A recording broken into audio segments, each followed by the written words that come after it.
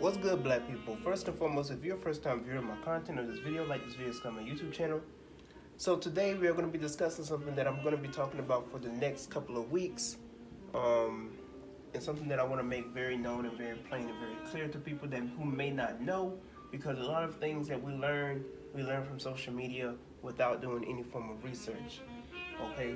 And something that really just now surprisingly clicked to me is I never asked the question, what is paganism? Because anytime that somebody talks about paganism, they say that, something bad, something terrible, the subjective definition of paganism. And I never knew what is the etymology behind this. What is the origin behind this terminology of pagan? What does it mean to be pagan? What are pagan traditions? Who came up with these ideologies? You know what I'm saying? We just use certain names and certain words, that have been given to us without asking who gave us these names or these terms and why do we use them and what are they used for, So today we're going to be talking about, is paganism bad? Right? If you just look in the clear definition, in a dictionary of what paganism is, it's basically any form of traditions or beliefs, any form of spirituality that goes against Islam, Jews, or Christianity, right? Basically, any form of tradition outside of the three main religions of this world. Okay, that's what paganism is when we look at the social definition of it. When we look at the actual definition of paganism, of somebody who is pagan, it means a villager or a countryman, somebody who isn't really known to society. Okay, just looking at it from the classical Latin terminology of this.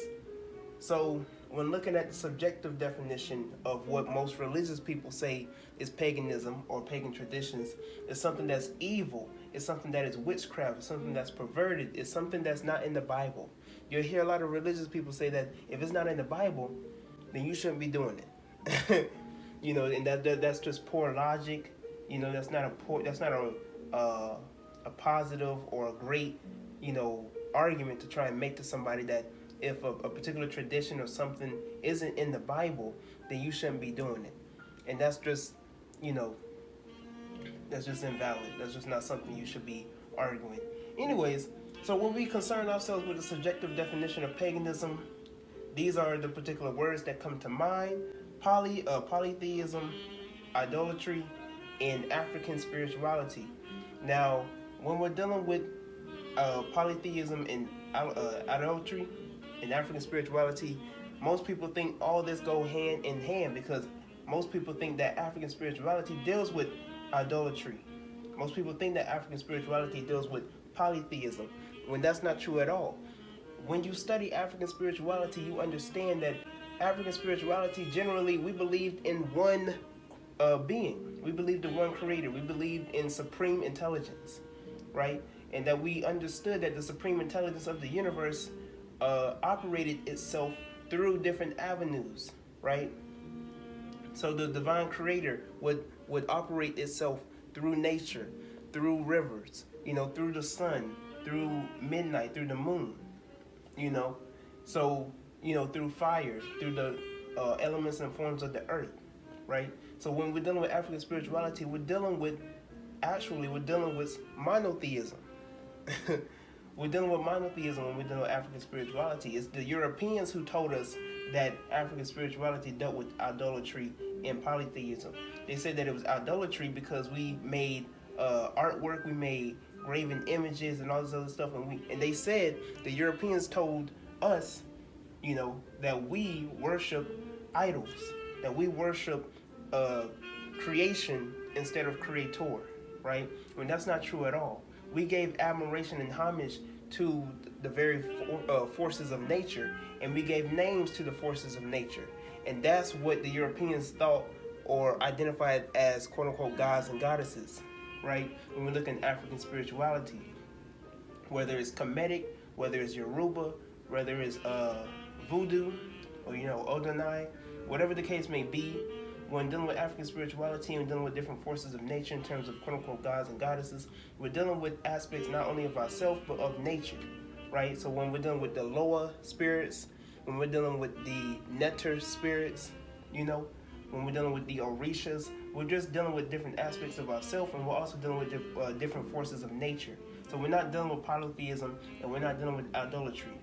Okay, so when they have festivals for Shango and festivals for Shun and songs for Obutala, songs for Yema, you know, it's not polytheism and it's not idolatry. It's giving homage and admiration to the supreme intelligence of the universe, who operates through the forces of nature of water and fire and earth, so on and so forth. Okay, so just to give you a quick description of the social definition, the misconception that is given concerning African spirituality and paganism. Paganism is not something bad. Now, we may think it's bad because we might be under Christianity, we might be under Judaism, we might be under Islam, So anything that is not of Christianity or Judaism or the Bible, we would consider it heathen, right? We would consider it heathen, evil, witchcraft, perverted, idolatry. Anything that is not of the word of God, quote unquote. So, when dealing with paganism, the best examples that we could give for paganism is holidays. And we are going to go through 4 major holidays that go hand in hand with the equinox and the solstice, spring, summer, autumn, and winter. Okay, so when dealing with paganism and when dealing with holidays, we're dealing with holy days. Okay, we're dealing with certain days that are imprinted in the universe in terms of the solstice and the equinox. Okay, so when dealing with the spring equinox, you have what is a crossover. Okay, if you can see the cross that I'm making, you see a crossover. I wrote it over here. It's a crossover from one solstice to the other. Okay, so you have 2 solstices. You have the summer solstice and you have the winter solstice. And so with the spring equinox, you have a crossover from winter going into spring and then going to the summer solstice. Spring equinox represents rebirth, right? This is what is known as New Year. Okay, now the Europeans switched it up and told us that the New Year is the winter solstice.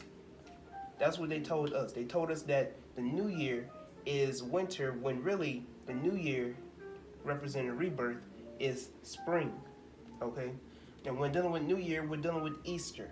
Okay, and now a lot of us will consider Easter to be something bad and paganistic, and using paganism in the form of witchcraft and evil and perversion. But we're not going to deal with Easter in this video. We'll deal with that when Easter comes around.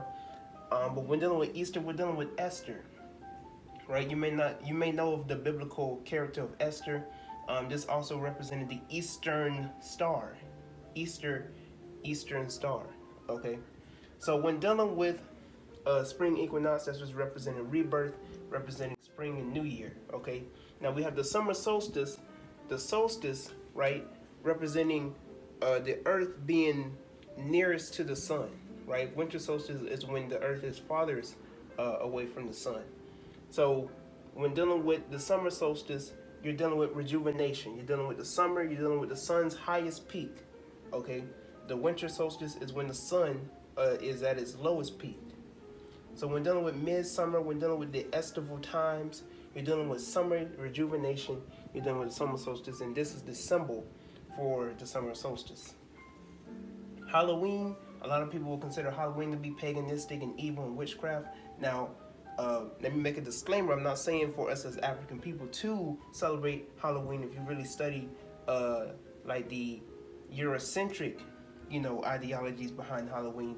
But Halloween originally is supposed to give admiration to our ancestors. Okay, so when dealing with Halloween, we're dealing with the fall, we're dealing with autumn, we're dealing with revision, right? We're dealing with a change of season. We're also dealing with the season of harvest. So you have the autumn equinox. You're making another crossover, right? Another crossover from the summer going into winter, right? And so that the autumn right here is the in between, right? So you're changing seasons, going into the winter solstice, which is representing regeneration. With regeneration, you're dealing with hibernation. Okay, that's why a lot of animals hibernate during the winter. This representing regeneration, going to sleep.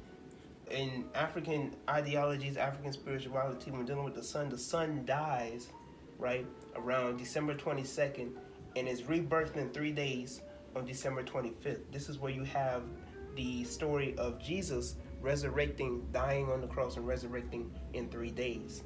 Okay, this is all astrology, this is all dealing with science, this is all dealing with stars, okay, and constellations. So when dealing with hibernation, you're dealing with regeneration. You know, the sun is still, the sun goes to sleep and then wakes up, you know, on the 3rd day. And so this is dealing with Korost Mus, right? And I'm going to do a video on Christmas because a lot of people think that Christmas is paganistic in terms of it being perverted and witchcraft and evil. Christmas is actually a representation of an African legend. Okay, it's a representation of African spirituality and the science of your body. This is, you know, you don't see the example here, but the Christmas tree goes from the crown to the root. Okay, and when you study the Christmas tree is the human body of the black man and the black woman.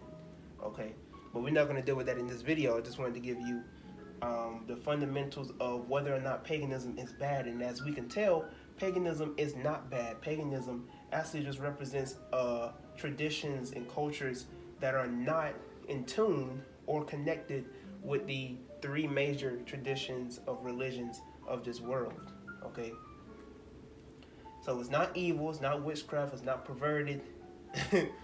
You know, and when dealing with paganism, if we want to deal with the, you know, outside of African spirituality, you know, and dealing with other cultures as well, you know. So you have cultures that are pagan, right? But not every culture that is pagan is witchcraft and perverted. You do have pagan traditions that are witchcraft and perverted, but not all paganistic cultures or traditions are witchcraft and perverted, right? When we're dealing with Europeans and when dealing with the Greeks and the Romans, that's when we're dealing with evil and perversion, okay? Until next time, I'm Tyrone. Thank you for watching this video. Until next time, like this video, subscribe to my YouTube channel, share this video with other people, comment below about how you felt about what I say. If you like what I had to say, if you didn't like what I had to say, let others know in the comment section below. Support my clothing line business as well as my website that'll be in the description box below. Until next time, I'm Tyrone, and I am out.